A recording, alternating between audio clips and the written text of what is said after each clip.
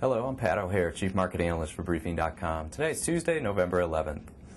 Stocks fell on Tuesday as economic fears and concerns over corporate earnings overshadowed news of a government plan to help prevent foreclosures.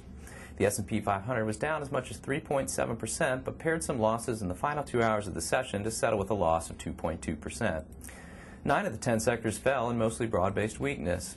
The materials sector, down 4.2%, declined the most, while the defensive-oriented utility sector, up 0.2%, outperformed. Volume was below average, with 1.23 billion shares exchanging hands on the NYSE.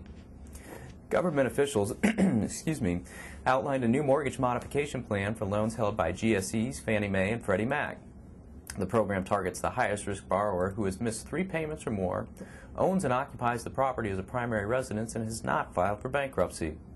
The borrower's loan payment will then be modified to be affordable, which the FHA defined as no more than 38% of total monthly gross income. Earlier in the day, Citigroup announced a plan to prevent foreclosures, which includes the modification of mortgage terms for a group of 500,000 homeowners. In corporate news, American Express received approval to convert into a bank holding company, which will give it greater access to funding and other measures of the Federal Reserve.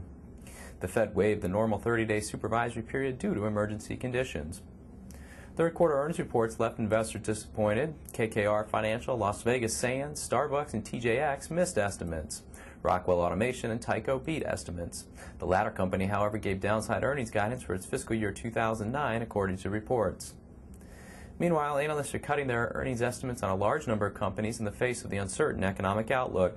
Google had its 2009 and 2010 earnings estimates reduced at Goldman Sachs due to weak macroeconomic and consumer data.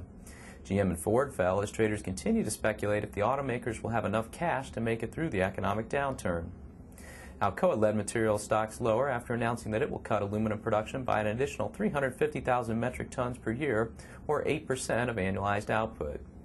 In commodity trading, crude prices plummeted 5.8% to $58.84 per barrel on the belief that the global economic slowdown will crimp demand.